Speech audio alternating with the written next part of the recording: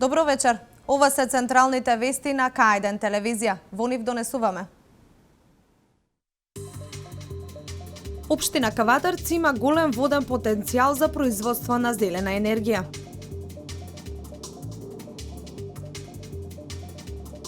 На 4 улици во Неготино заврши поставувањето нова водоводна мрежа.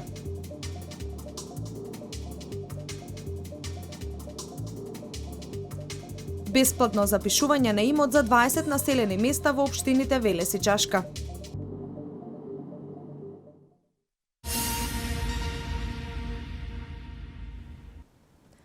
Неодамна почнаа со работа 5 мини хидроцентрали во Кавадарци. Дополнително ќе бидат изградени уште 20 мини хидроцентрали. Ова значи дека водата од Тиквешкото поле се користи мултинаменски. Општина Кавадарци има капацитет да изгради дополнително уште 20 мини хидроцентрали со помал интензитет, вели градоначалникот на општина Кавадарци Александар Панов. Најавена е можна изградба на уште една нова мала хидроцентрала која ќе биде менаџирана од страна на локалната самоуправа. Има уште една можност за помал дел од 1 мегават, кој што би можел да се изгради на постоечкиот цевковод на јавното претпријатие Комуналец, меѓутоа затоа дадов веќе налог да се изготви една студија за јавно-приватно партнерство и ќе видиме доколку има таква можност, тоа би била уште една мини централа, можеби не од толку голем обем. Голем е водниот потенцијал со кој располага општина Кавадарци кој доаѓа од сливното подрачје на Кожов планина. Според експертите од оваа област, на ова подрачје има можност да се изградат дополнително уште 20 мали хидроцентрали и 2 брани. Водата секако првично би се користила можеби и за пиење и за полевање на одредени површини, меѓутоа најголемиот интерес кога се во прашање финансиите е сепак производството на електрична енергија и тука нема да застанеме. Значи Кавадарци мислам дека е единствен пример во Република Македонија кој што максимално го искористи мултинаменски водниот потенцијал кој што од Кожов планина се слева кон Кавадарци. Градоначалникот Панов вели дека водата од Тиквешкото поле и од јавното комунално претпријатие Комуналец се користи мултинаменски. Инаку кон крајот на 2015 година во општина Кавадарци во употреба беа пуштени 5 мали хидроцентрали за производство на зелена енергија.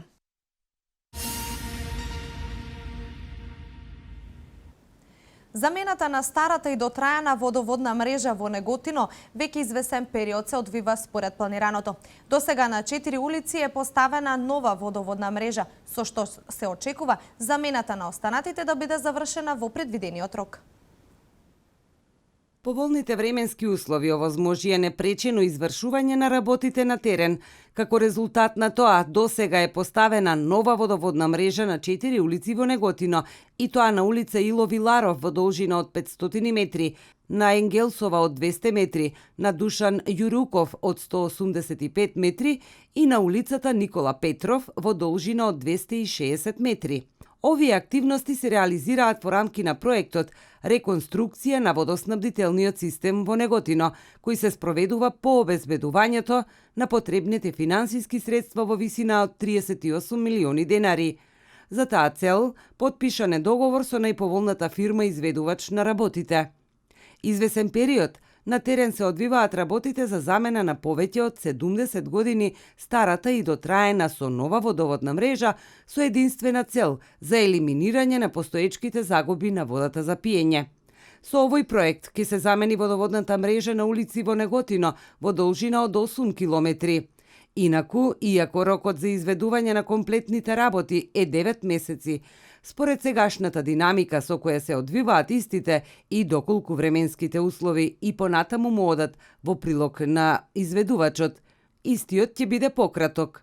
Градоначалникот на општина Неготино Ванчо Апостолов очекува поставувањето на новата водоводна мрежа да заврши пред предвидениот рок за тоа.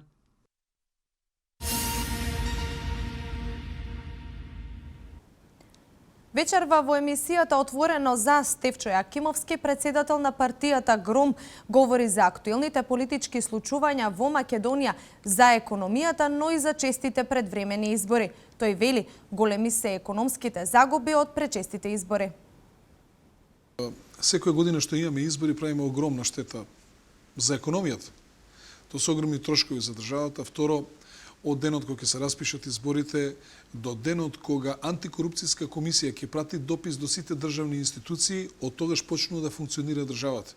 Ние практично од сега имаме техничка влада, од денеска ќе имаме техничка влада, па таа ќе биде некаде до јуни месец. Додека не се разгледат и последните жалби, додека не даде Државна изборна комисија, па и антикорупцијска не каже изборите дефинитивно се завршени. Вие не можете да купувате, не можете да продавате, не може да се распишуваат тендери, не може да се преземат договори, не може ништо. Значи, цела држава е 4 месеци во застој. Сега, значи, ние имаме 2013 избори, имаме 2014, имаме 2015, имаме до година 2016 ќе имаме избори. На 4 години по 4 месеца колку се тоа? Тоа се 16 месеци. Значи, на 4 години вие една година, повеќе од една година не сте работеле. Тоа е страшен застој за економијата во една држава.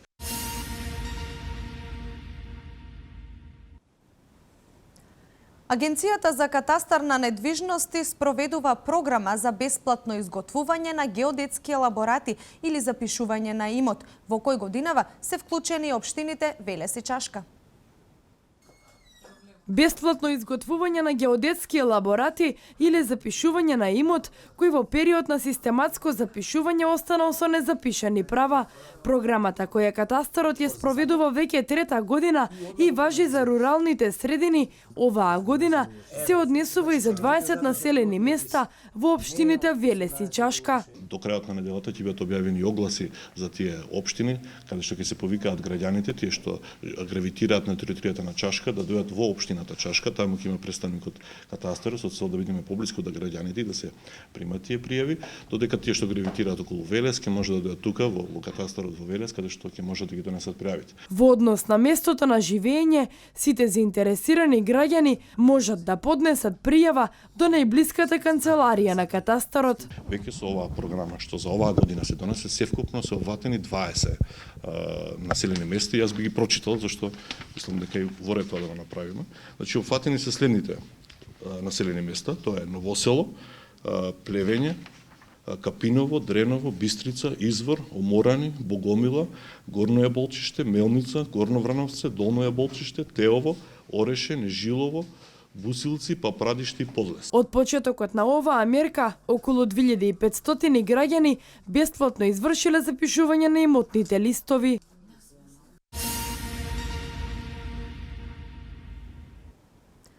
За само еден месец се откупени над 10.000 тони тутун. Динамиката тече без проблеми според договорите. Откупот на тутунот започна на 15 декември минатата година. До сега се откупени повеќе од 10.000 тони тутун, велат од Министерството за земјоделство, шумарство и водостопанство. Просечната откупна цена е 186 денари по килограм, а кај одредени откупувачи над 190 денари.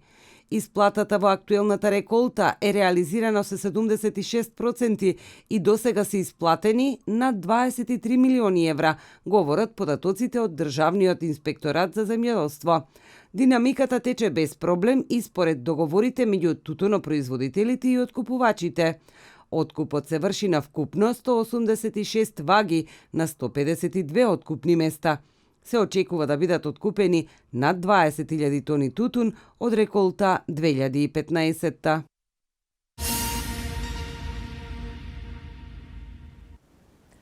Пред самиот чин на фрлање на крстот во светите води по повод Богојавление Водици, во Кавадарци ќе се одржат 2 литии во 2 цркви. 2 литии се организираат во општина Кавадарци по повод христијанскиот празник Богојавление Водици. Свештениците од Македонската православна црква ќе го извршат чинот во водите на реката Луда Мара. За прв пат оваа година ќе се одржи света литургија во новата црква Света преподобна Параскева Петка. Свештените лица ќе одржат свечена литургија и во црквата Свети Димитрија. Веднаш после литургијата во базенчето на црквата Свети Димитрија ќе се изврши водосвет на водата, а крстот со литија по улиците Мито Хаджи Василев Јасмин и 7 септември ќе се упати кон реката Луда Мара. За прв пат кон мостот кај Јаворот ќе се упати и литија од новата црква Света Петка Параскева, кое ќе се движи по улиците од Новата црква, по дел од булеварите Велјко Влаховиќ, Никола Минчев и Македонија и улицата Блажо Алексов до мостот на 7 септември, стои во соопштението.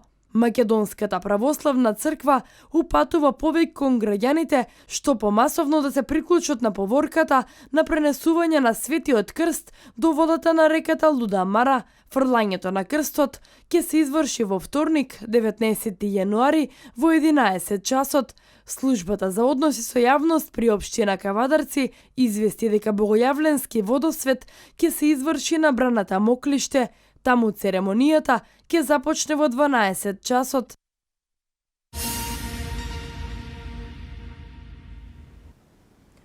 Во овој период од годината грипот е актуелното заболување на дишните патишта. За ова заболување старосна граница нема. Во првата половина од месец јануари пријавени се околу 280 случаи на заболени од грип. Според податоците од 14 извештајни единици во текот на првата недела од оваа година, пријавени се 277 случаи на грип, информираат од Институтот за јавно здравје. Најголем број заболени се пријавени во возрастната група од 15 до 64 години, но и деца на возраст од 0 до 4 години. Грипот е акутно заболување на дишните патишта, предизвикано од вирусите на инфлуенца тип А и Б, кое најчесто се јавува во зголемен број или епидемиска форма во текот на зимскиот период. Во овој период чести се и инфекциите со други респираторни вируси кои имаат исти или слични симптоми со грипот. Општите мерки за заштита на населението од грип можат да бидат од особена корист доколку се применуваат во текот на целиот зимски период. Да се избегнува собирање и престој во простории каде престојуваат повеќе луѓе, особено со луѓе кои се болни или сомнителни, кашлаат, киваат, имаат покачена телесна температура. Често да се мијат рацете со вода и сапун или дезинфекционо средство, да се загреваат просториите за престој и често да се проветруваат. Препорачливо е топло слоевито облекување, топли бањи, да се пијат топли напитоци, чаеви и супи, овошни цедени сокови, вода со лимон, да се конзумира прополис, мед, ѓумбир, лук.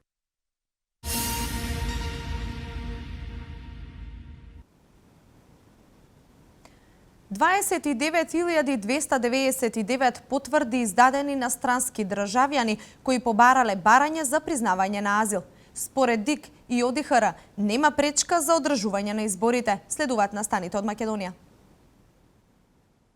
Во последното деноноќе издадени се потврди на вкупно 2119 странски државјани, од кои 919 се од машки пол, 452 се женски, 738 се деца кои го придружуваат носителот на потврдата и 10 деца кои патуваат без родител. Од почетокот на годината до 15 јануари издадени се 29.299 потврди на странски државјани кои побарале барање за признавање на азил. Од нив 12.328 се од машки пол, 6.302 се од женски, 10.572 се деца кои го придружуваат носителот на потврдата, како и уште 97 деца кои патуваат без родител. Најбројни се државјаните на Сирија, 13.987, Авганистан 9.818 и Ирак 5.491.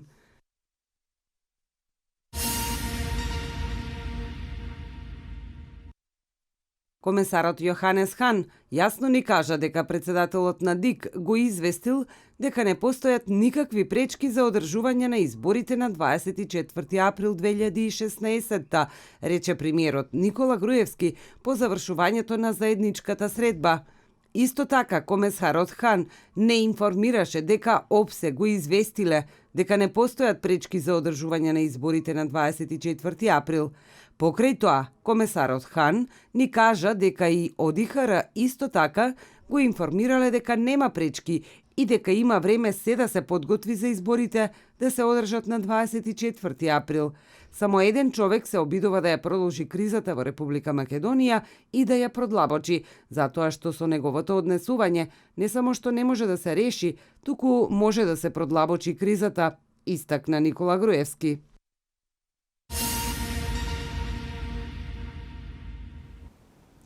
5500 жители на Тунис војуваат, повеќе од 27 убиени и 2 киднапирани во Буркина Фасо. Свето денеска. Над 5500 граѓани на Тунис војуваат на страната на терористичките организации во Сирија, Ирак и Либија, јавува ТАС. Станува збор за луѓе на возраст меѓу 18 и 36 години. Бројот на тунижани вклучени во разни вооружени конфликти е еден од највисоките по бројот на жители, пишуваат медиумите, повикувајќи се на извештај на Обединетите нации. Според извештајот на Обединетите нации, лицата за секој врбуван жител на Тунис да замине во зоните на конфликт добиваат за негова подготовка меѓу 2,7 и 9.000 евра од терористите. Се верува дека најмалку 700 жени од Тунис се приклучиле кон разни терористички организации во Сирија.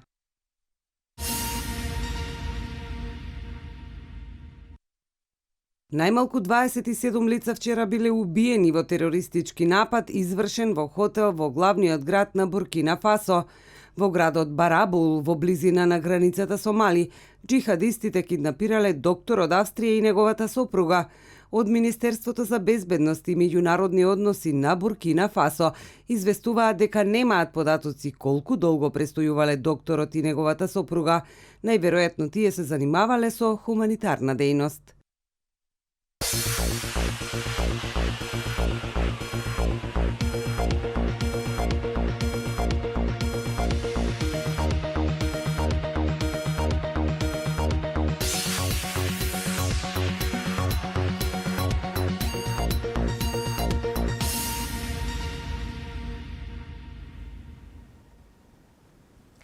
Во рамки од 20-тото коло во АБА кошаркарската лига, составот на МЗТ загуби на гостувањето во Хрватска од Цибона со 68:62. За 37 минути игра во домашниот тим, Флоренс имаше 18 поени, а кај македонскиот шампион по 14 реализираа Дреновац и Стојановски. Следниот дуел избраниците на тренерот Јончевски ќе го имаат на 23 јануари дома против екипата на Крка со почеток во 17 часот. Во продолжение останатите вести од спортот. Македонската ракометна репрезентација загуби од Франција на отварањето на надпреварите од А групата на Европскиот шампионат во Полска. Иако поразот е со негатива од 7 поени, македонските ракометари уште еднаш го докажаа квалитетот и играа рамноправна игра со актуелниот светски шампион. На полувреме заминаа со нерешен резултат 12-12 и се играше изедначено се до 52-та минута, по која французите ги искористија грешките на нашите ракометари и постигнаа недостижна предност. Лазаров со 9 гола беше наефикасен кај нас, 5 гола постигна Манасков, а 4 Георгиевски. Кај французите со 6 гола незадржлив на линијата беше Сораиндо. За одбележување си одличните голмански интервенции на Омејер и Борко Ристовски, покрај одличната игра, капитенот Кирил Лазаров и Дејан Манасков се во фокусот на ракометна Европа по успешната завршница со Цепелин, потек кој е прогласен за најубав погодок на првиот ден од шампионатот.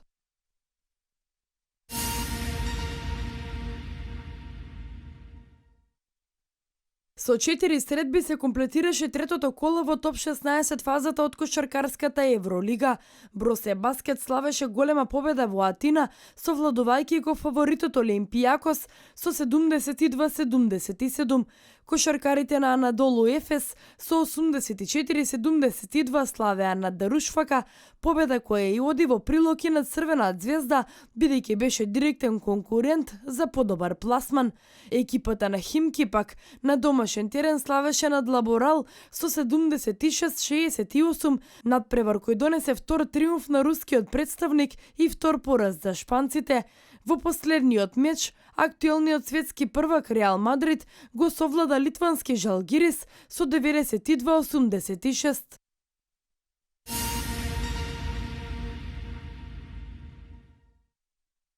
Од 9 надпревари одиграни синоќа во НБА лигата, најинтересно во Тексас, каде Кливленд славеше над Хјустон со 91-77. Кавалерс на 6 гостувања по ред сега имаат 5 победи и само 1 пораз. Најефикасен беше Ирвинг со 23, односно Леброн Джеймс со 19 постигнати поени. Расел Вестбрук со трипл-дабл и помогна на Оклахома да дојде до победа над Минесота со 113-93. Далас пак со пресврт во Чикаго ги порази домакините со 77-83. Маверикс беа предводени од Дирк Новицки со 21 и Дерон Вилијамс со 18 постигнати поени. Од останатите надпревари победи издвоја и Вашингтон, Бостон, Портланд, Милвоки по продолженија, како и Њу Орлеанс и Мајами.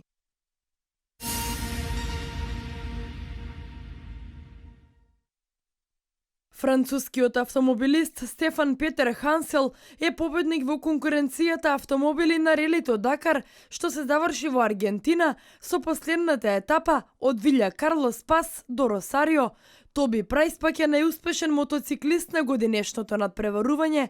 Петер Хансел по 12 пат во кариерата е победник на Дакар, но годинешната титула ја освои возејќи Пежо, што е прва победа на француски произведувач од 1990 година. Тоби Прајс до победата стигна возејќи мотоцикл на произведувачот КТМ, што е 5-та последователна победа на оваа фабрика.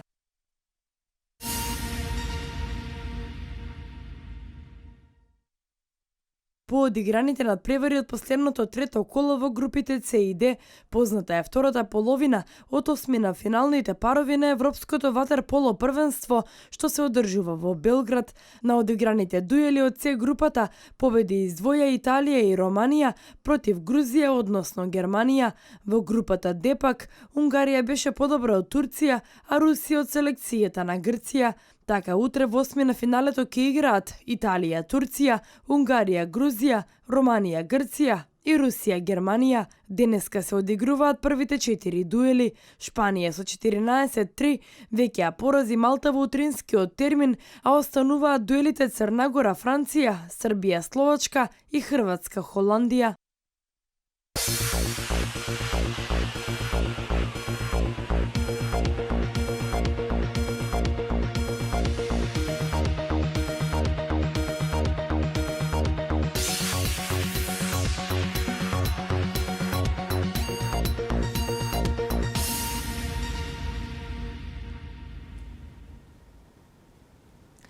Врнежите од снег продолжуваат и во текот на ноќта. На повисоките места се очекува да има наноси на снег и повеќе од 50 сантиметри, додека на пониските од 10 до 20 сантиметри снежна покривка. И во текот на утрешниот ден врнежите од снег ќе продолжат.